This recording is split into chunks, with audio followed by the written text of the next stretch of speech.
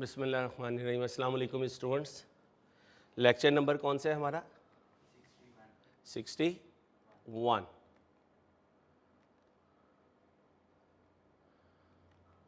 जी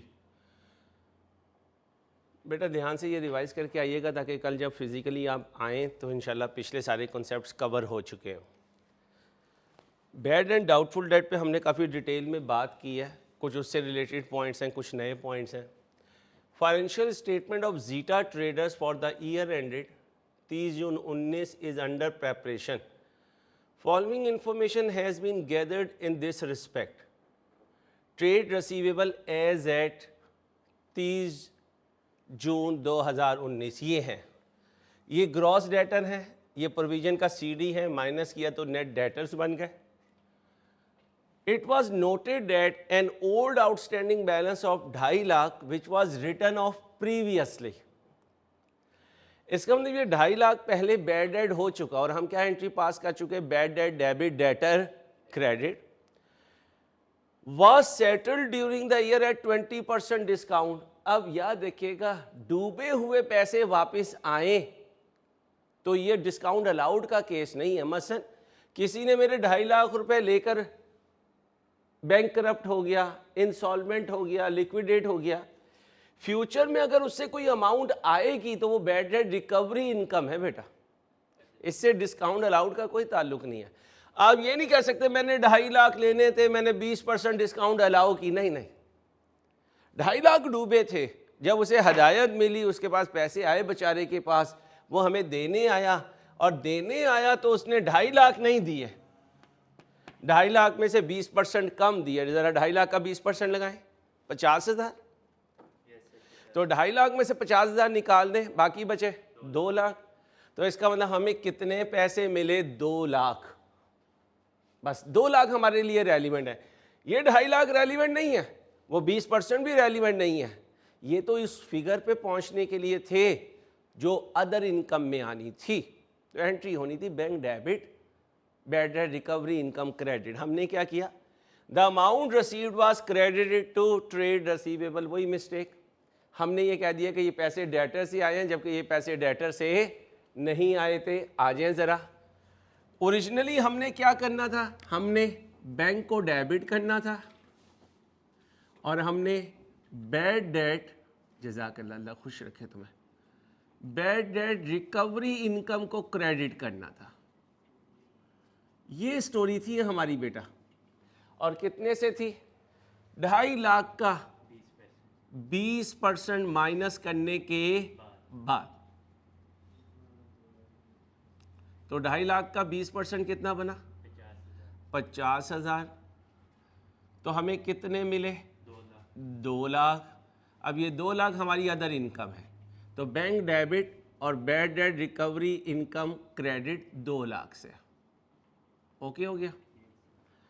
हमने गलती से क्या कर दिया? हमने बैंक को डेबिट कर दिया और हमने डेटर को क्रेडिट कर दिया। किससे? जो अमाउंट हमें मिली, यानी 2 लाख से। ये देखें, ये लिखा हुआ है, द अमाउंट रिसीव्ड, जो कैश आया, वाज क्रेडिटेड टू डेटर्स। तो इसका मतलब बैंक अपनी जगह सही है, उसे छेड़ना नहीं। मजलूम कौन है? बैड डेट रिकवरी इनकम, तो इसे क्या करना चाहिए? Credit bad debt recovery income credit. Intro में हम बैड डेट एक्सपेंस क्रेडिट करते थे, FR1 में bad debt recovery income GP में ऐड करेंगे। अदर इनकम है 2 लाख की। डेटर गलत क्रेडिट हुए, सही करने के लिए डेटर को क्या कर दूंगा? डेबिट कर दूंगा। कितने से कर दूंगा? 2 लाख से। आगे चलते हैं। यहां बात जरा ध्यान से समझनी है। परचेज रिटर्न, अकाउंट नहीं, परचेज रिटर्न।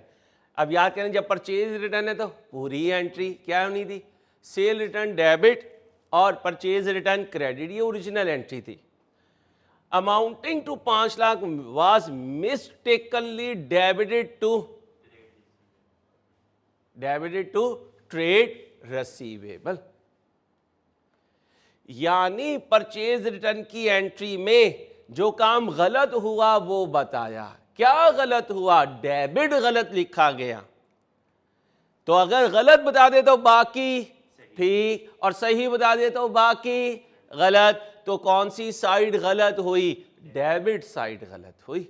आ जाए, ओरिजिनल एंट्री बनाएं परचेज रिटर्न की। Creditor debit, purchase return credit, कितने से? 5 लाख से। अब जरा देखें उसने क्या कहा। उसने कहा परचेज रिटर्न वाली एंट्री का डेबिट गलत कर दिया। किसे डेबिट कर दिया? सर डेटर को डेबिट कर दिया। डेबिट वाली साइड बोला है कि वो गलत लिखी है, तो इसका मतलब क्रेडिट पे उसने बोले सही लिखा, परचेज रिटर्न कितने से? 5 लाख से। और डेबिट कर दिया डेटर 5 लाख से। अब किसने डेबिट होना है? क्रेडिटर ने। क्रेडिटर को डेबिट कर दीजिए। ये लीजिए, क्रेडिटर डेबिट हो गया और डेटर गलत डेबिट हुआ है, उसको क्रेडिट कर दीजिए 5 लाख से। एंट्री क्या बनी? Creditor debit debtor credit. आपने मुझे लाके नहीं दिया, इतना टाइम नहीं है ना बुजुर्गों। हम कौन से आपकी तरह अजीम लोग हैं, कमज़ोर से बनते हैं। नीयत बदल गई, नींद आ गई थकावट में, तो क्लास ना छोड़ दें हम। तो आप ऐसे तो ना करें ना हमारे साथ। अब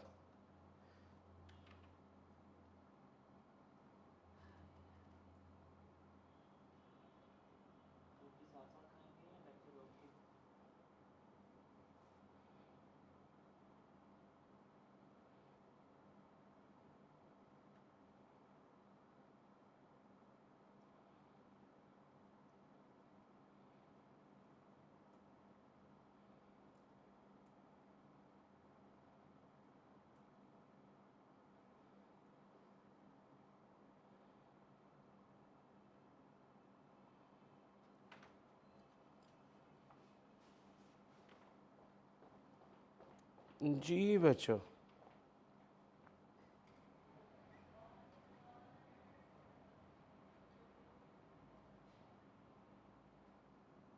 आगे चले। आगे क्या कह रहा है? कहता है Rana and Sons having a balance of 80,000 due for more than 1 year was declared bankrupt and its balance needs to be written off. इसका मतलब 80,000 needs to be written off. Bad debt की एंट्री पास करें। Bad debt की entry के लिए क्या होनी चाहिए थी entry? Bad debt debit debtor credit, कितने से? 80,000 से। एंट्री पास कर दें रेक्टिफिकेशन में। Bad debt debit debtor credit, कितने से? 80,000 से।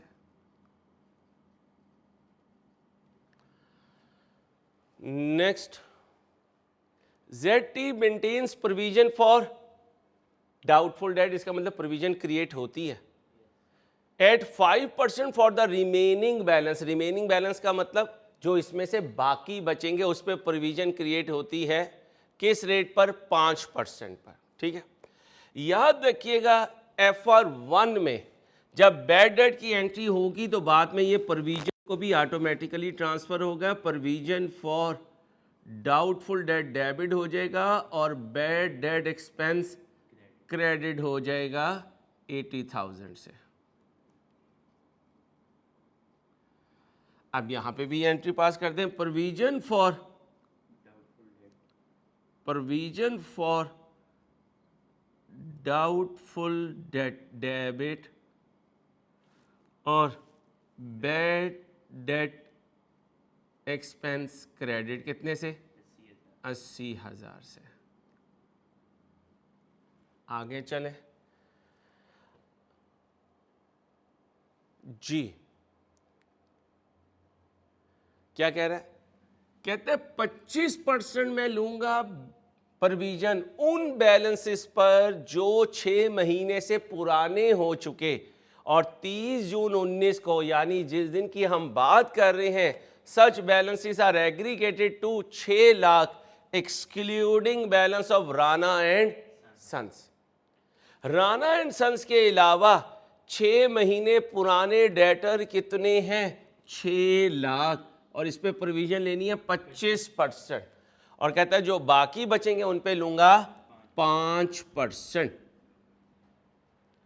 दिस मीन्स कि मुझे अपने डेटर का भी वर्किंग में लेजर बनाना पड़ेगा। चलें यहां बना देता हूं डेटर अकाउंट, जरा देखें। 30 जून 19 को अनएडजस्टेड कितने हैं? 25 लाख। कितने हैं? 25 लाख अनएडजस्टेड।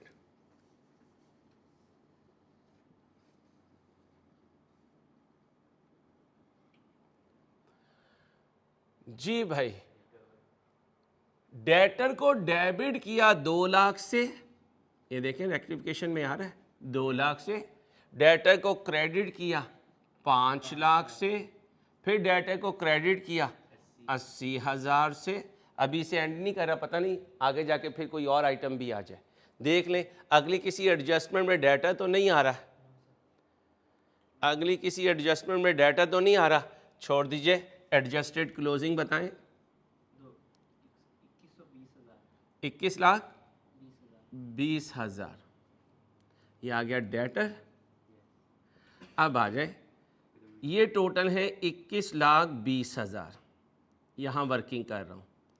इसमें 6 महीने पुराने कितने हैं? 6 लाख, ये 6 मंथ वाले हैं। अदर कितने रह गए? 15 लाख 20,000।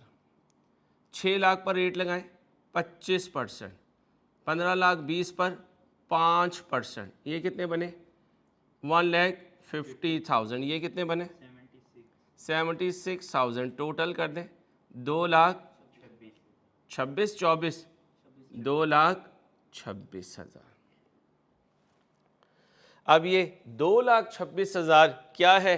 प्रोविजन का बैलेंस CD। अब आ जाए, प्रोविजन का अकाउंट बना लेते हैं। जरा देखें कितना है प्रोविजन? 4 लाख। और CD कितना आया? 2,26,000। बैड डेट कितना ट्रांसफ़र हुआ? 80,000। अभी रुके, इजी हो, बाद में इसको फिल करेंगे, कोई और आइटम ना आ जाए। चेक करें कोई और आइटम तो नहीं है, चेक करें कोई और आइटम तो नहीं है भाई, एक दफ़ा तसल्ली कर लें।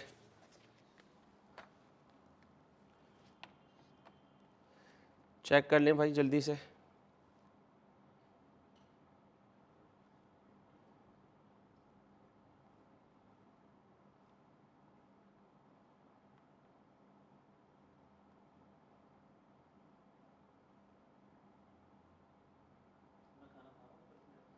बस क्लास जब ख़त्म होगी जब खाना।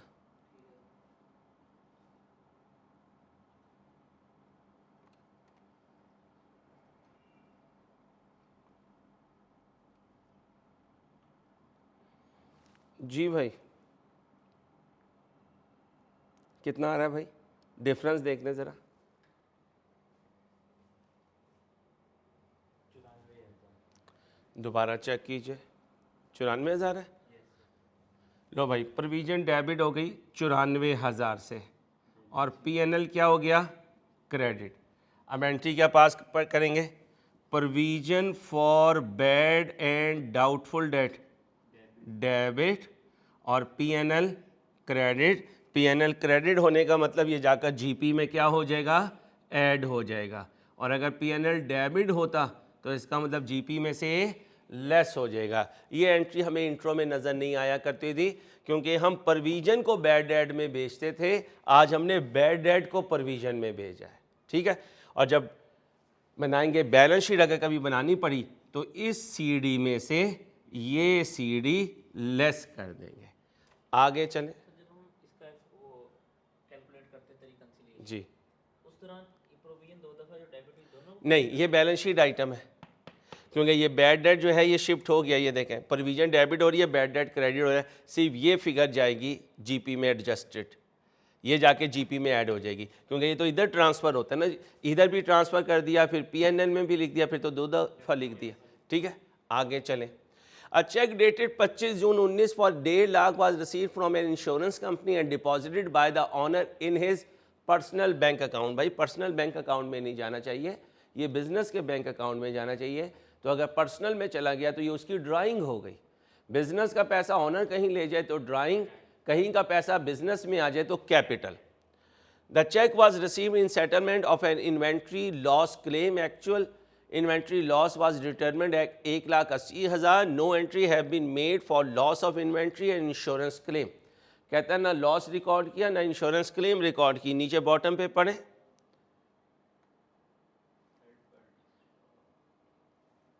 जी, ZT uses periodic inventory method. अब याद करें एबनॉर्मल लॉस और पीरियोडिक हो तो क्या एंट्री पास हुआ करती थी? Abnormal loss debit, abnormal loss debit, purchases credit कितने से? 1,80,000 से। बाद में insurance claim receivable debit, PNL debit, abnormal loss credit होना था। कितने की क्लेम से चेक आया था? 1,50,000। तो इसका मतलब PNL में 30,000 जाना था, एबनॉर्मल लॉस ने 1,80,000 से क्रेडिट होना था। ओके हो गया। अब यहां से जब चेक आया तो बैंक डेबिट होना था और इंश्योरेंस क्लेम रसीवेबल क्रेडिट होनी थी। कितने से? 1,50,000 से। मैं पूरी बात समझा रहा हूं बेटा।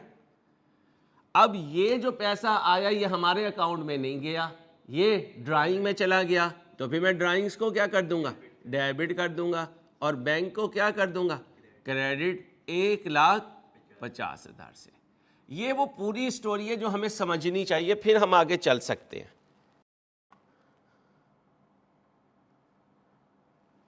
ये है वो पूरी स्टोरी जो हमें समझनी चाहिए। देख लीजिए कोई पॉइंट रह गया हो तो।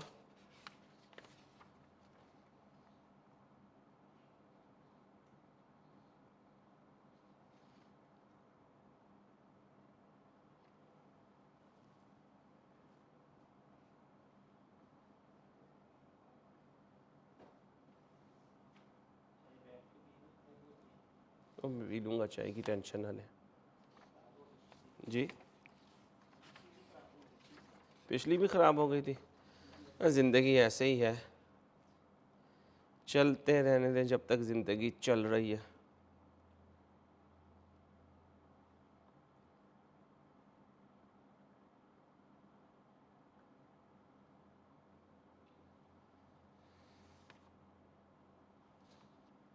सुने भाई, पीरियोडिक का सिस्टम है abnormal loss debit purchases credit. Okay हो गया।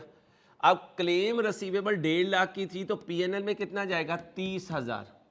एबनॉर्मल लॉस क्रेडिट हो गया 1,80,000 से।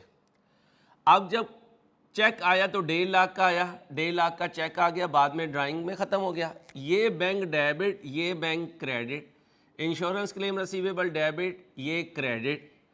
बाकी क्या बचा? Abnormal loss debit, abnormal loss credit. Net entry क्या बची? प्रॉफिट एंड लॉस डेबिट कितने से? 30,000 से। ड्राइंग्स डेबिट कितने से? 1,50,000 से। और जी परचेजेस क्रेडिट कितने से? 1,80,000 से। ये थी वो नेट एंट्री जो हमने पास करनी है। आगे चलें बच्चों।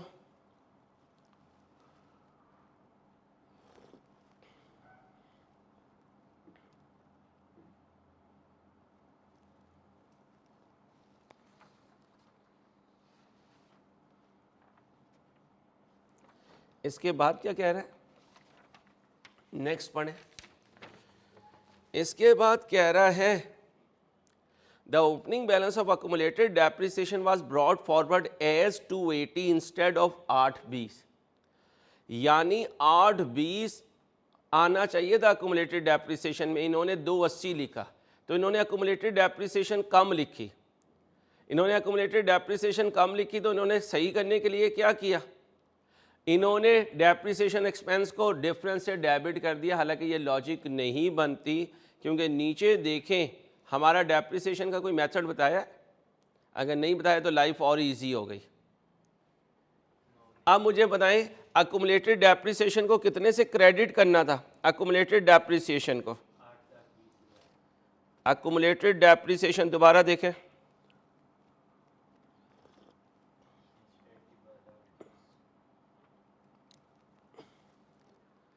आपको अक्यूमुलेटेड डेप्रिसिएशन को क्रेडिट करना था कितने से? 8,20,000 से। आपने आगे क्रेडिट पर लेकर आए 280।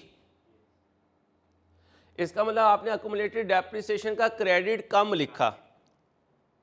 आपको अक्यूमुलेटेड डेप्रिसिएशन का क्रेडिट जो है उसको क्या करना चाहिए था? बढ़ाना चाहिए था। आपने किसे डेबिट कर दिया? आपने डेप्रिसिएशन को डेबिट कर दिया। ये देखें, opening balance of accumulated depreciation was brought forward as, ये लिखा इसके बजाय। The error was tried to be corrected with the difference by crediting accumulated depreciation and debiting depreciation expense. तो अक्यूमुलेटेड डेप्रिसिएशन तो क्रेडिट सही की, क्योंकि कितने से क्रेडिट करना था? 8,20 से, आपने 280 से किया हुआ था, तो ठीक है। ओरिजिनल एंट्री में सिर्फ क्या होना चाहिए था?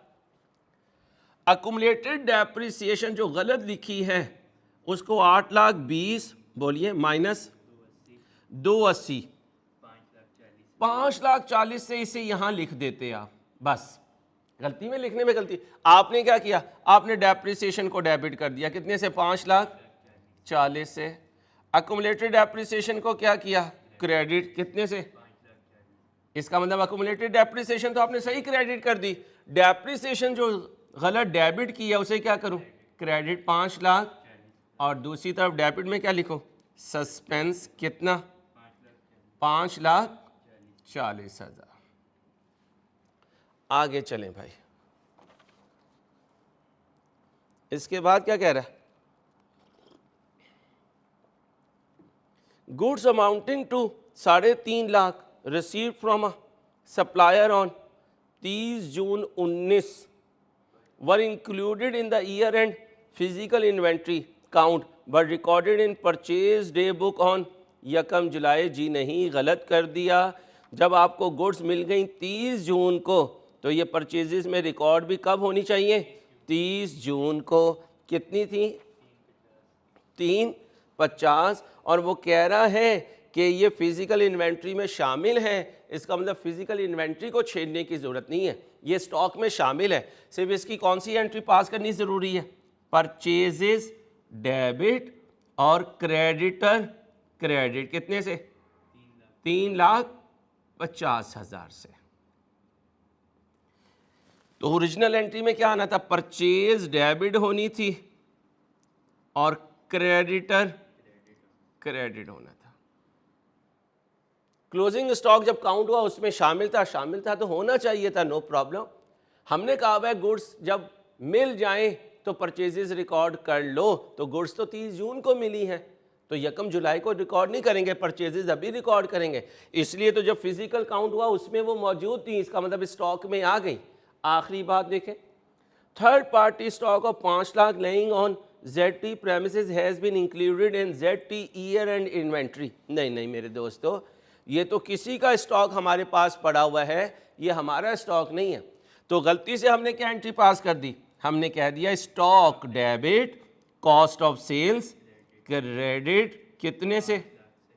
बोले 5 लाख से। अब इसको रिवर्स करने, क्या रिवर्स किया? कॉस्ट ऑफ सेल्स डेबिट और स्टॉक क्रेडिट कितने से? 5 लाख से। लो बेटा, ये कुछ कहानी थी जो हमने बनानी थी एंट्रीज की। ये मैंने आपको कुछ क्वेश्चन में पुट करके देने की कोशिश की है, ज़रा ध्यान से इसको गो थ्रू करें। जी जी जी, और उधर सस्पेंस को डेबिट कर देते हैं। जी, इसने ये गलती की है, ये सही किया, ये गलती की है। ये देखें, ओरिजिनल में भी यही होना था, ये गलत किया तो इसे डाउन कर दिया, सस्पेंस को डेबिट कर दिया।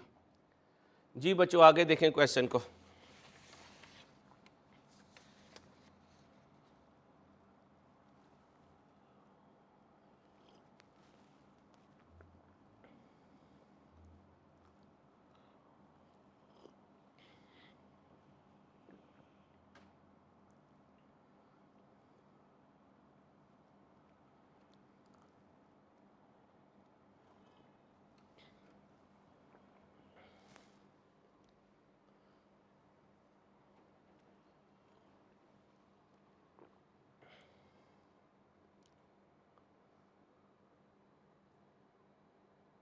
ये कास्ट पे भी एक जगह पे पास्ट पेपर में उसने मांगी हुई थी। जी कास्ट के एक पास्ट पेपर है, उसमें भी रिकंसिलिएशन मांगी है। अच्छा, हमारा स्टॉक किसी के पास पड़ा था, किसी का हमारे पास।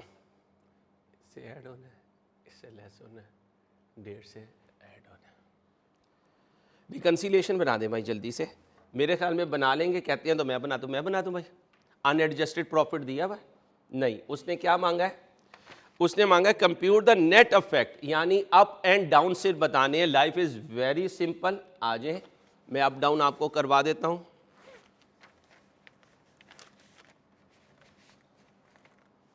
जी इससे माइनस होगा, इससे प्लस होगा, इससे प्लस होगा, इससे माइनस होगा, इससे माइनस होगा। ठीक है भाई, इधर आ जाए, इससे प्लस होगा, इस पे कोई इफेक्ट नहीं आएगा। ये पीएनएल प्रोविजन में जा चुका है, इसको दोबारा नहीं लेना। ये देखें, ये डेबिट ये क्रेडिट खत्म हो गया। अब पीएनएल क्या हो रहा है, क्रेडिट हो रहा है। पीएनएल क्रेडिट हो रहा है, तो ये जाके क्या होगा, ऐड होगा। कोई भी प्रॉफिट हो पहले मुझे ऐड वाली फिगर्स लिखवा दें जरा जल्दी से। 1 लाख जी प्रॉफिट तो नहीं है, प्रॉफिट नहीं किया मैंने, सिर्फ हमने प्लस माइनस बताना है। दोबारा पढ़ें question. Compute the net effect of the above on ZT profit for the year ended 30 June 19। कहते हैं ZT के प्रॉफिट पे इन एडजस्टमेंट का प्लस आएगा या माइनस, वो हम देखते जाते हैं। ये देखें पहला क्या आया, प्लस, लिखवाएं bad debt recovery income, bad debt recovery income, बोलिए 2 लाख। आगे बोले जी, पीएनएल को आप हुआ ना, तो ये लिखें provision for doubtful date, head तो यही है ना। कितने से डाउन, 94,000 से प्रॉफिट अप हुआ, अप कर दीजिए। आगे चले, मैंने कई दफ़ा इस तरह रिकंसिलेशन करवा दी हुई है आपको। कहाँ पे है, यही है ना। हाँ तो पहले लेस करवाएं, कितना है लेस, 30,000, और अब करवाएं कितना है, 1,80,000। ये परचेजेस की वजह से, ये लॉस की वजह से। आगे डेप्रिसिएशन अप हुई, प्रॉफिट अप हुआ है कितने से, 54,000 डेप्रिसिएशन, 540, 10 और लगा दीजिए। फिर परचेजेस की वजह से माइनस हुआ है, लगाने कितना है, 3,50,000 परचेजेस। आगे कॉस्ट ऑफ सेल्स कितने से, 5 लाख से, लिख दीजिए कॉस्ट ऑफ सेल, नेट कर दीजिए जी, नेट कर दीजिए ज़रा। नेट इफेक्ट क्या आया, प्रॉफिट अप हुआ या डाउन हुआ, कितने से अप हुआ कितने से डाउन हुआ।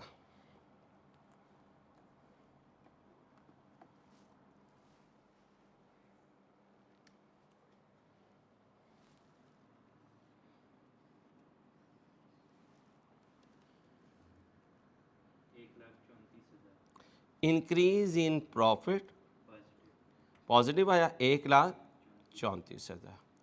लो बेटा, अगर यहाँ कोई प्रॉफिट होता तो वो एडजस्ट कर देते। अपना ख्याल रखिएगा, इंशाल्लाह सुबह मुलाकात होगी। अल्लाह पाक आफियत रखे। अल्लाह हाफिज़।